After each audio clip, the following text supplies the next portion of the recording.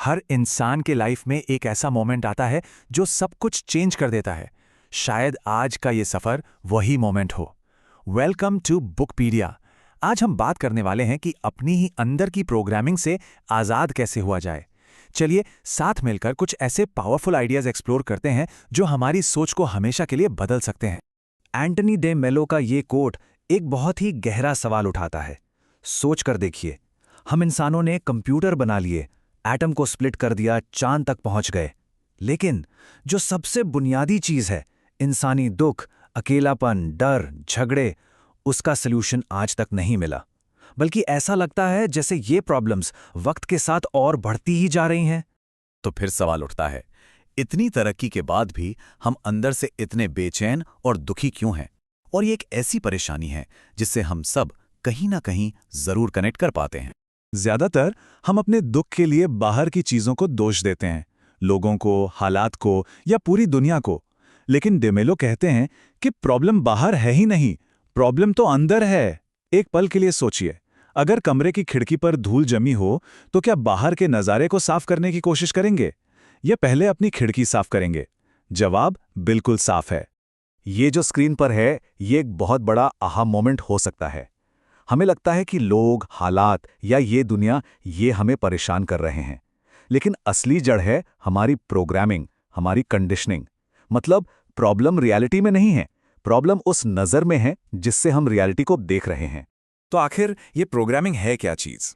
इसे ऐसे समझिए कि ये वो अदृश्य धागे हैं जो बचपन से ही सोसाइटी और कल्चर ने हमारे अंदर बुन दिए हैं। हमारे बिलीव्स, हमारी वैल्यूज, हमारे सोचने का ढंग, सब कुछ। आसान शब्दों में प्रोग्रामिंग वो चीज़ है जो हमारे ऑटोमेटिक इमोशनल रिएक्शंस को कंट्रोल करती है। हमें लगता है कि हम खुद रिएक्ट कर रहे हैं, लेकिन सच तो ये है कि हमारी प्रोग्रामिंग हमारे लिए रिएक्ट कर रही होती है, हम नहीं। डेमेलो इसके लिए एक कमाल की एनालॉजी देते हैं। वो कहते हैं कि हम सब रोबोट्स की तरह जीते हैं और हमारे बटन्स दूसरों के हाथ में हैं। इसको ऐसे देखिए, किसी ने तारीफ कर दी तो एप्रिसिएशन का बटन दब गया और मूड एकदम से ऊपर। किसी ने बुराई कर दी तो क्रिटिसिज्म का बटन दबा और मूड सीधा नीचे। इसका मतलब क्या हुआ? मतलब साफ है, हमारे इमोशंस का रिमोट कंट्रोल पूरी तरह दूसरों के हाथ में है। अब ये बात शायद थोड़ी अजीब लगे, पर इस पर गौर करना।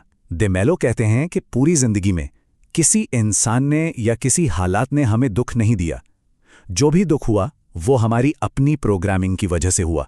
लेकिन यहां सबसे जरूरी बात यह समझनी है कि इसका मकसद किसी पर इल्जाम लगाना बिल्कुल नहीं है, ना दूसरों पर, ना खुद पर, क्योंकि हमने अपनी प्रोग्रामिंग चुनी नहीं थी।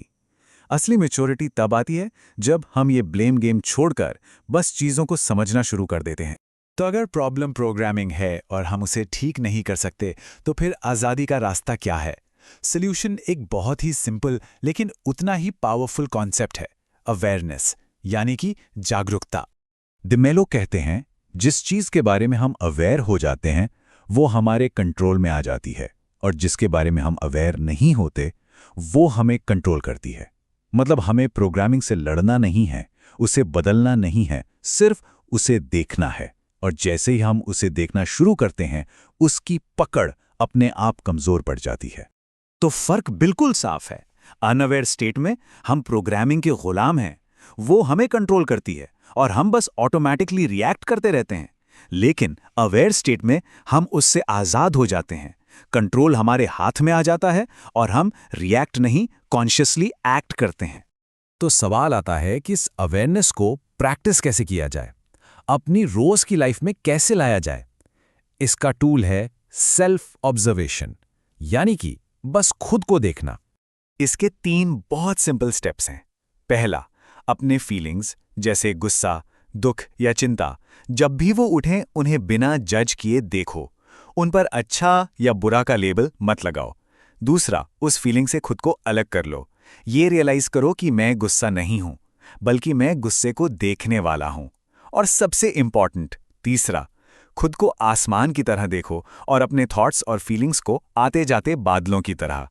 आसमान हमेशा वहीं रहता है, बादल तो बस आते हैं और चले जाते हैं। और सबसे पावरफुल बात यह है कि इसमें कुछ करना नहीं है, कुछ बदलने की कोशिश नहीं करनी है, सिर्फ समझना है।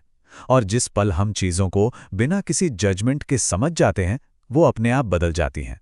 तो चलिए इस पूरी चर्चा के 4 सबसे इंपॉर्टेंट टेकअवेज को समेट लेते हैं। पहला, हमारा दुख बाहर की दुनिया से नहीं, हमारी अंदर की प्रोग्रामिंग से आता है। दूसरा, ये प्रोग्रामिंग हमें एक रोबोट की तरह कंट्रोल करती है। तीसरा, इससे आज़ादी इससे लड़ने में नहीं बल्कि इसके प्रति अवेयर होने में है। और चौथा, इसकी प्रैक्टिस अपने थॉट्स और फीलिंग्स को एक आसमान की तरह देखकर की जा सकती है। तो जाते जाते बस इस एक सवाल पर सोचिए, अगर हम सच में वो आसमान हैं, ना कि सिर्फ आते जाते बादल, तो फिर कौन सा तूफान है जो हमें सच में छू सकता है? अगर आपको ये वीडियो वैल्यूएबल लगा हो तो लाइक ज़रूर करें और ऐसे ही पावरफुल आइडियाज़ के लिए चैनल को सब्सक्राइब करें। और अगर आप अपनी थिंकिंग को नेक्स्ट लेवल पे ले जाना चाहते हैं तो स्क्रीन पर जो नेक्स्ट वीडियो आ रहा है उसे ज़रूर देखें। वहीं से आपका रियल ट्रांसफॉर्मेशन स्टार्ट होगा। मिलते हैं नेक्स्ट वीडियो में बुकपीडिया के साथ।